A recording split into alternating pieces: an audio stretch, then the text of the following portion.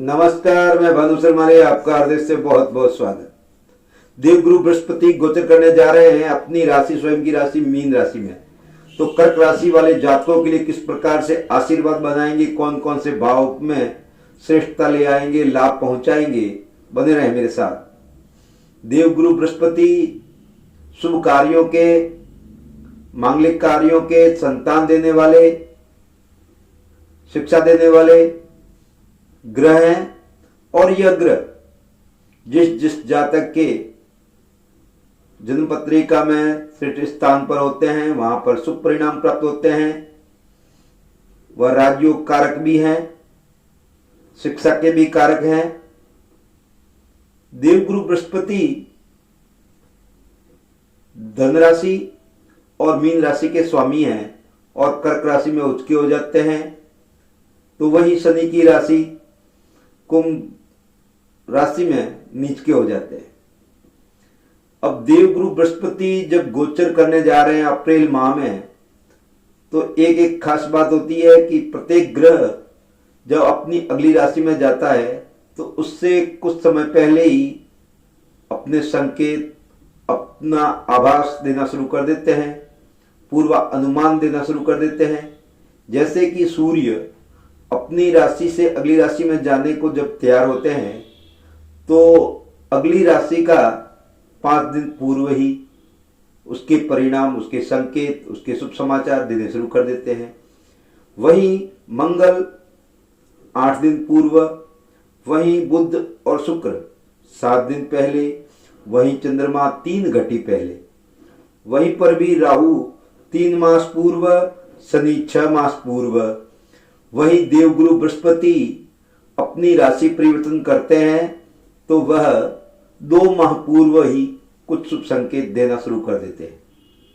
देवगुरु बृहस्पति शुभ संकेत देते हैं तो घर में शुभ मांगलिक कार्य बनते हैं, आयोजित होते हैं, शुभ कार्यों में खर्च बढ़ता है, राजयोग का निर्माण होता है, संतान की प्राप्ति होती है, घर में अच्छे अच्छे कार्य बनने शुरू हो जाते हैं। देवगुरु बृहस्पति 12 अप्रैल 2022 को गोचर करने जा रहे हैं तो उससे पहले 2 माह पूर्व ही अपने को शुभ संकेत देने शुरू कर देंगे। तो कर्क राशि वालों पर किस प्रकार से शुभ संकेत देने वाले हैं, कहां पर विराजमान होने वाले हैं, इस पर हम चर्चा करेंगे। आइए, देवगुरु बृहस्पति आपके अष्टम में अभी विराजमान है और जब ये गोचर करते हुए अपनी स्वयं की राशि मीन राशि में गोचर करते हुए आपके भाग्य स्थान में आएंगे। जब भाग्य स्थान में आएंगे तो भाग्य का स्थान धर्म का भी है, भाग्य का भी है, और यहां से बैठे हुए वह आपके पराक्रम को, जो भी आप कार्य करते हैं उसको देखता है, तो वहां पर कार्य में शुभता ले आता है। वहीं जब अभी शिक्षा के कुछ हब बने हुए हैं और वहां पर प्रेरणा देने के लिए माह में 1 या 2 बार वहां गुरुजी आते हैं और बच्चों में उत्साह भरते हैं, उनके शिक्षा के प्रति विचार लाते हैं, उनको अच्छाइयां लाते हैं, ऊर्जावान बना देते हैं। तो ऐसे ही एक मेरे मित्र बता रहे थे कि जब वो शिक्षा ग्रहण कर रहे थे तो वहां पर वो शिक्षा देने के लिए, उनको प्रोत्साहित करने के लिए, उनको उत्साहित करने के लिए, उनको ऊर्जावान बनाने के लिए एक गुरुजी पधारे और उन्होंने लेक्चर दिया। उनसे बहुत भी प्रभावित हुई। वाकई बात तो बड़ी शानदार बता रहे हैं, बड़ी अच्छी बातें कर रहे हैं। जब उनका लेक्चर पूरा हुआ, रेस्ट हुई, उसके बाद में और उनको लेक्चर देना था, उसके अंतर्गत वो बाहर आए और शिष्य भी बाहर आए। तब उनको सिगरेट पीता हुआ देखा। तब उन्होंने समझा कि जब सिगरेट कोई पीता है तो या तो कोई तनाव में होता है तब पीता है। ये इतनी अच्छी अच्छी बातें बता रहे थे, प्रेरणादायक बातें बता रहे थे, फिर यह एक अचानक इतना ही तनाव में कैसे?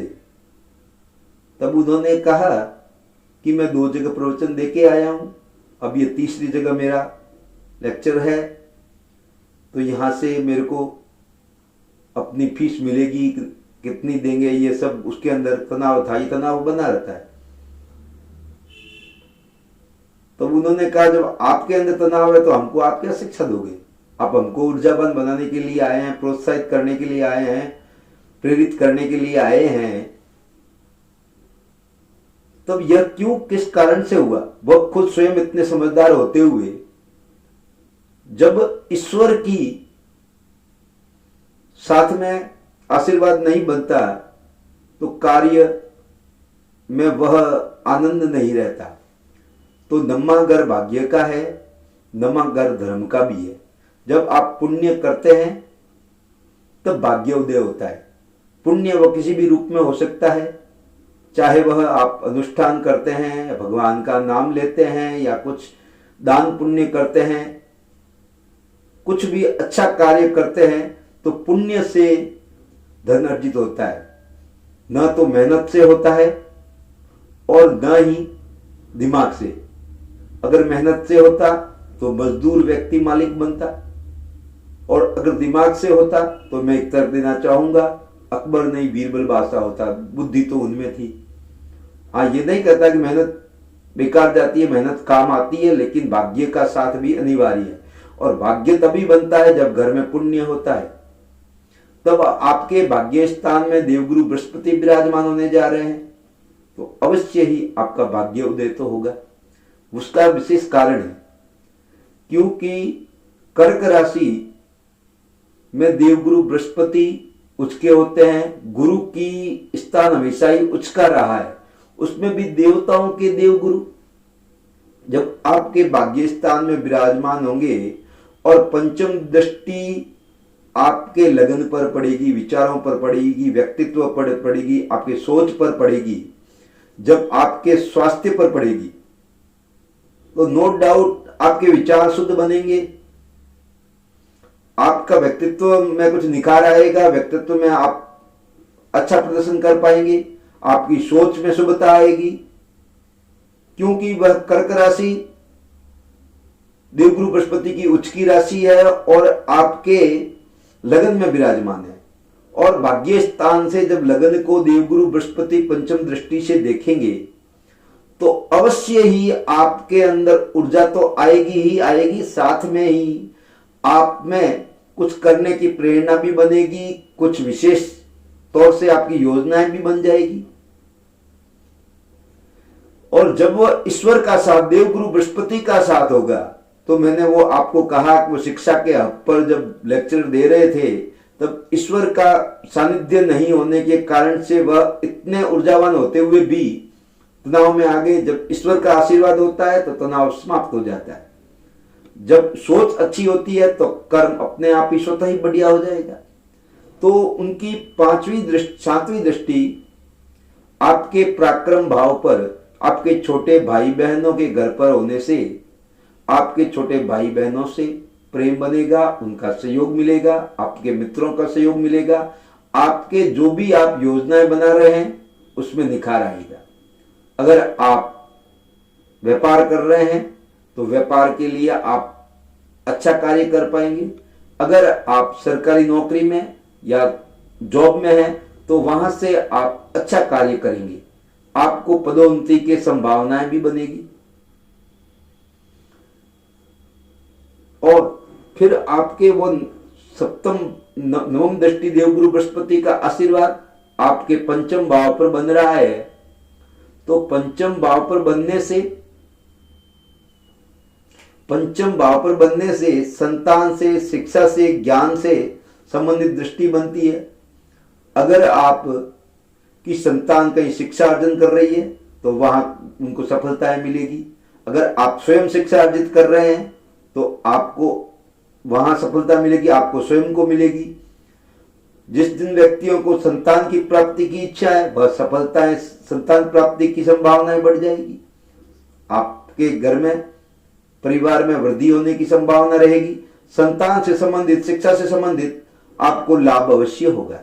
देवगुरु बृहस्पति भाग्य में बैठ करके जब आपके पंचम भाव को देखेंगे तो अवश्य ये संबंध बहुत ही सुंदर संबंध बनता है। तो कुल मिलाकर कहूं तो आपकी स्थितियां बहुत ही अच्छी हो जाने वाली है। 2022 की शुरुआत में बृहस्पति आपके कर्क राशि के जातकों के 8वें भाव में स्थित है। यहां पर सोच का, आयु का कारक माना गया है। तो इस अवधि में जातकों के पेशेवर जीवन में अनिश्चितता की जो दिमाग में बनी हुई है वह भी समाप्त होती नजर आएगी। अब आपके खिलाफ कुछ कार्रवाई भी हो सकती है। 2 महीनों का समय है क्योंकि अष्टम भाव में विराजमान है। और एक बात और भी है कि परिवार में वृद्धि के भी योग बन रहे हैं। अष्टम भाव में बैठने से वह द्वितीय भाव को देखेंगे, आपके चल संपत्ति को देखेंगे, परिवार को देखेंगे, वाणी को देखेंगे। अगर आप वाणी में मधुरता ले आते हैं तो परिवार में सामंजस्य अच्छा बनेगा, परिवार का सहयोग मिलेगा, परिवार की वृद्धि होगी, आपकी चल संपत्ति में वृद्धि होगी। जो व्यक्ति कर्क राशि के जातक शेयर बाजार से जुड़े हुए हैं तो वहां से भी अच्छे समाचार मिलने की संभावना है।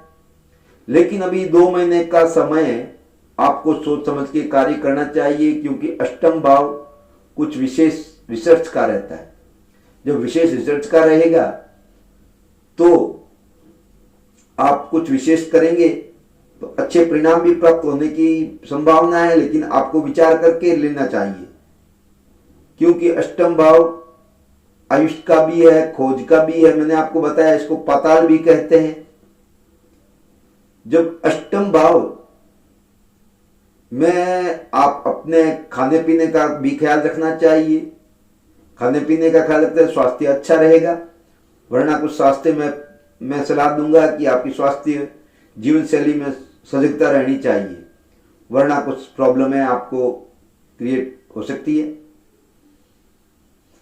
अब इसके बाद में बृहस्पति आपके स्व राशि के यानी 9वें भाव में गोचर करेंगे। इस अवधि में कर्क राशि के उन जातकों के लिए अनुकूल रहने की संभावना है। रियल एस्टेट, फिर संपत्ति के क्रय विक्रय के पैसे जुड़े हुए व्यक्ति हैं, फायदे के सौदे आपके होने की संभावना रहेगी। अगर आप घर खरीदना चाहते हैं या मरम्मत करवाना चाहते हैं तो वहां पर भी आपको अनुकूल रहेगी संभावना है। कार्यस्थल पर भी शुभ समाचार मिल रहे हैं। आप जो कार्य क्षेत्र में कर रहे हैं वहां पर भी, अगर आप कोई व्यापार करने की योजना बना रहे हैं तो वहां पर भी आपकी धन की योजनाएं आपको सहयोग करेगी। आर्थिक स्थिति आपके पक्ष में रहेगी, अनुकूल रहने की संभावना है। हाँ, एक बात और आपको बता दूं, यहां पर धन भाव में, यह भाग्य भवन में जब देवगुरु बृहस्पति रहते हैं, अगर आपकी जन्म पत्रिका में देवगुरु बृहस्पति की स्थिति अच्छी है तब तो नो डाउट आपकी अच्छी यात्राएं बनेगी। वरना कुछ व्यर्थ की यात्राओं पर धन खर्च हो सकता है, या आप नकारात्मकता आपके दिमाग को घेर सकती है। अब आपकी जन्म पत्रिका में किस प्रकार से है उस प्रकार से गोचर का भी परिणाम कुछ संभावित रहता है। उससे भी संबंधित आपके पिताजी से संबंध अच्छे बन जाएंगे। आपका भाग्य आपका सहयोग देगा। यदि आप कहीं नया निवेश करना चाहते हैं, नया व्यापार शुरू करने की योजना बना रहे हैं तो यह अवधि आपके लिए पूर्ण आपके अनुकूल रहने वाली है। फिर भी मैंने आपको कहा, देवगुरु बृहस्पति 2 माह पूर्व ही कुछ शुभ संकेत देने शुरू कर देते हैं। अगर आपको संकेतों में कहीं पर भी कुछ निम्नता दिखती है तो देवगुरु बृहस्पति का उपाय अवश्य करना चाहिए। आपको विष्णु भगवान की आराधना करनी चाहिए। पीपल के अंदर दीपक प्रज्वलित करना चाहिए, दीपक पीपल के पास में। और आपको पुखराज का रत्न भी अवश्य धारण करना चाहिए। चाहे आपकी कर्क राशि है या कर्क लगन के हैं आप, तो आपके लिए पुखराज धारण करना बहुत ही श्रेष्ठ परिणाम देने वाला है। पुखराज पंचधातु में, अष्टधातु में या गोल्ड में आप पहन सकते हैं। आप पुखराज के बारे में विशेष जानकारी चाहते हैं या अपनी पत्रिका या अपने राशिफल के बारे में विशेष कुछ जानकारी चाहते हैं तो आपको पुखराज अभिमंत्रित किया हुआ आपको उपलब्ध रहेगा। आप नीचे दिए हुए ये नंबरों पर आप कार्यालय में संपर्क करके इसके बारे में विशेष जानकारी प्राप्त कर सकते हैं। और अन्य आप कोई ज्योतिष से संबंधित, धार्मिक संबंधित कुछ भी जानकारी चाहते हैं तो आप अपने ही कार्यालय में संपर्क करके यह प्राप्त कर सकते हैं जानकारियाँ। आशा करता हूँ मेरा यह कार्यक्रम आपको अवश्य ही पसंद आया होगा। पसंद आया तो आप अपने परिवार वालों को, मित्रों को, अपनों को शेयर अवश्य करें ताकि उनको भी लाभ प्राप्त हो और वह लाभ प्राप्त होने से वह आशीष आपको भी बनावे और उस आशीष के द्वारा आपका अच्छा होता रहे। इसी के साथ स्वस्थ रहें, मस्त रहें, मैं आपसे विनती करना चाहूँगा। आशीर्वाद।